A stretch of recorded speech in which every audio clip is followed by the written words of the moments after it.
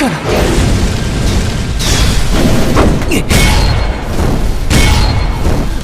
俺と禰豆子の絆は誰にも引き裂けない。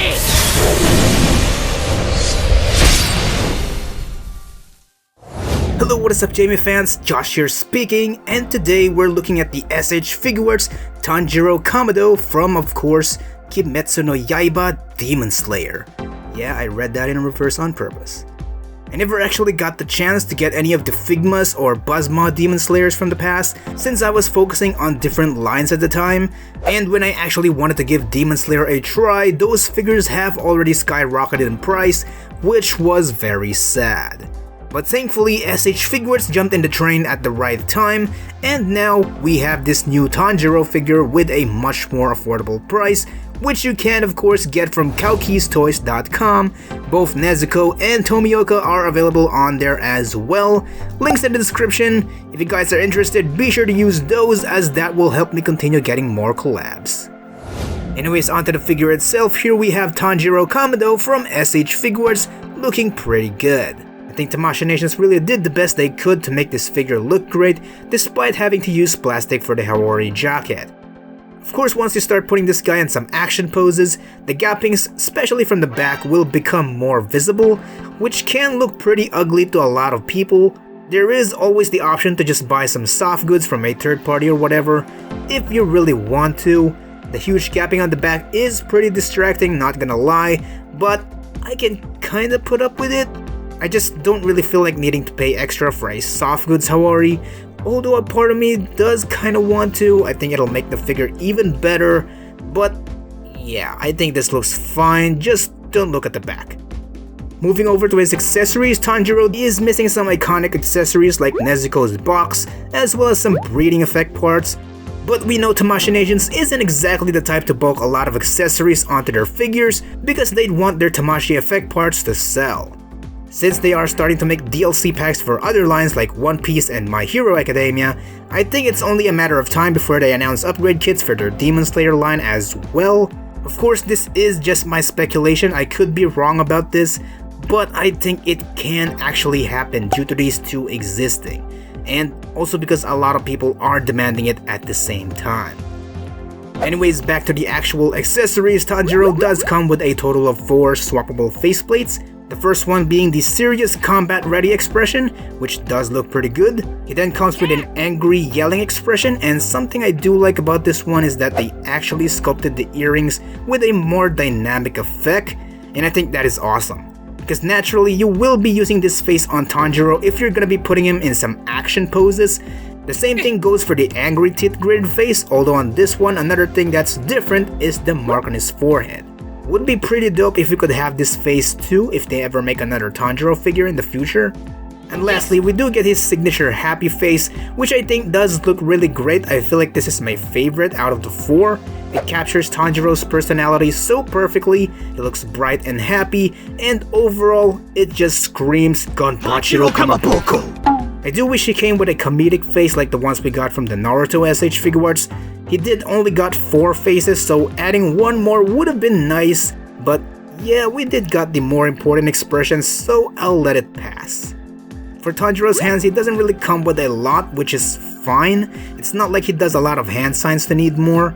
Inside of the packaging, he does come with a pair of fisted hands, a pair of open dynamic hands, a pair of relaxed hands, as well as a pair of gripping hands for, of course, holding onto his swords, which he does come with 2. Now both of these swords do look really good, especially the flame sword. It's got some nice details on the blade itself, and it just stands out even more than his regular sword. Donut Man will be so proud. Now both swords can slide onto the gripping hands pretty nicely.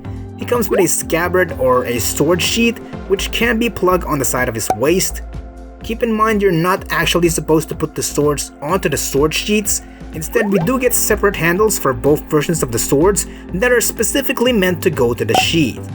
Apparently that's a thing now with action figures. I don't think any import company are making sword sheaths accessories where you can actually put the swords in them anymore. These days you just put the handles on and use the actual swords when they're unsheathed, which I do think is fine because it helps keep the sword from having paint scratches. Now onto the articulation. Tanjiro's head can move all around, move left and right, can move up, not so much, which is a bit of a bummer, but moves down pretty well. The arms actually has some pretty crazy range moving in and out, bicep swivel, elbow bend, slight up and down right here, wrist rotation, up and down. His torso has this really weird function where it can extend upwards, which will reveal a huge gap, but the thing is this also allows the figure to bend forward a little more and back. This is actually pretty insane. I did not expect SHF to go this far. This almost feels like a Revoltic figure because they're making these sacrifices with all the gappings just to give us a ton of range. The head still sucks though. Torso can also rotate side to side as well. Legs can move out, can kick back and forward, thigh swivel, knee bend all the way. You can't even see the joints in there, which is crazy. How is that even possible? Revoltech, please take note. There's also a bit of movement down here as well to make him bend even further, and as you can see the sculpt actually goes over each other, which is just genius engineering, man. I'm really impressed. Anyways, foot rotation, moves down, up, and side to side pivot. For some height comparisons, sadly I don't have any other Demon Slayer figures to compare him with, aside from this McFarlane Rui, which I think does look fine honestly.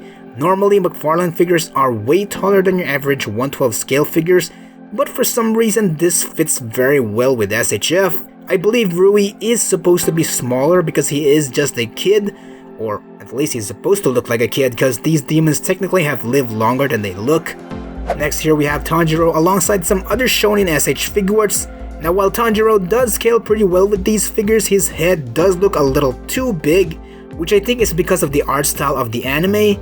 Demon Slayer just have a very specific way of drawing their characters, so the proportions don't exactly fit well with other animes. I'm a little bit mixed on this, to be honest. I wish the head was a little bit smaller, just so he would look a lot more natural alongside other lines, but yeah, maybe it'll grow in me eventually. Anyways, next here we have Tanjiro with some Figma figures, some Revoltech Amazing Yamaguchi figures, and your average 112 scale Marvel Legend figures.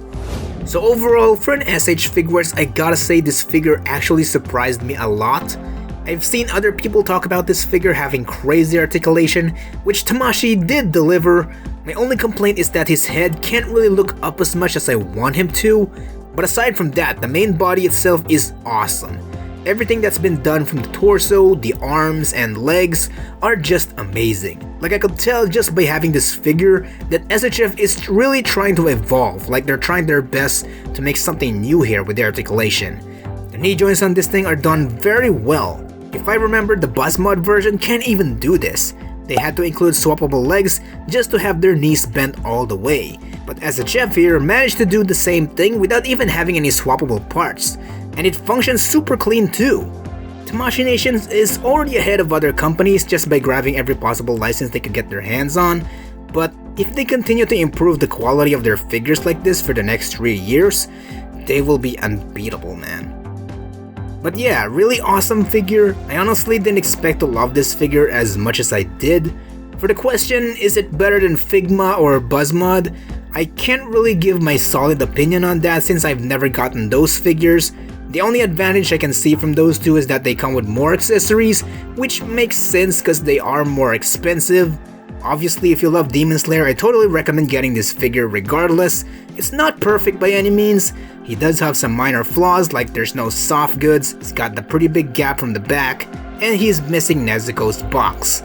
But if you could look past that, this figure, for its price, is without a doubt an absolute win.